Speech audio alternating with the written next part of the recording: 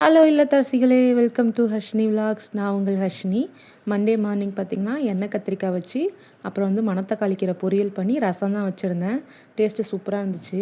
Maximum என் husband வந்து கத்திரிக்காயில் சாம்பார் வச்சா மட்டும் தான் சாப்பிடுவாங்க. இந்த மாதிரி பண்ணால் சாப்பிட மாட்டாங்க. ஆனால் இது மாதிரி பண்ணால் எனக்கு ரொம்ப பிடிக்கும். அதனால் சரி இன்றைக்கி பண்ணலாம் அப்படின்னு சொல்லிட்டு, எண்ணெய் கத்திரிக்காய் மாதிரி வதக்கி விட்டுட்டு, அப்புறம் வந்து ரசம் வச்சுட்டு இது பண்ணியிருந்தேன். அப்புறம் மதியம் சாப்பிட்டுட்டு தூங்கி முடிச்சுட்டு, ஈவினிங் பக்கமாக பார்த்திங்கன்னா வந்து வீடு தான் தொடச்சி விட்டுட்டு இருந்தேன். ஏன்னா இன்றைக்கி மண்டே இல்லையா? ஸோ நாளைக்கு விளக்கேற்றலாமேன்னு சொல்லிட்டு வீடு தான் ஃபுல்லாக தொடச்சி விட்டுட்டுருந்தேன். அப்புறம் வீடு தொடச்சி முடிச்சுட்டு ஈவினிங் பார்த்திங்கன்னா, நான் ஒரு ப்ராடக்ட் ஒன்று ஆர்டர் போட்டிருந்தேன். ஹாப்பி பிளானட்னு சொல்லி கிச்சன் டவல் மாதிரி இது வந்து ரீயூசபிள் பண்ணிக்கலாம் அப்படின்னு சொல்லியிருந்தாங்க. அதுதான் இன்றைக்கி வந்திருந்துச்சு. அப்புறம் தம்பிக்கு வந்து வெட் டிஷ்யூ வந்து காம்போவாக ஆர்டர் போட்டிருந்தேன். இது 4மே வந்து ஒரே அதுவும் வந்துருந்துச்சு. இது ஆனால் நல்லா இருந்துச்சு. அந்த ஹாப்பி பிளானட்டோடது சூப்பராக இருந்துச்சு. நல்லா வந்து க்ளீன் ஆகுது. அதேமாதிரி வந்து நம்ம துவைச்சு எத்தனை தடவைனா யூஸ் பண்ணிக்கலாம் அப்படின்னு சொல்லியிருந்தாங்க.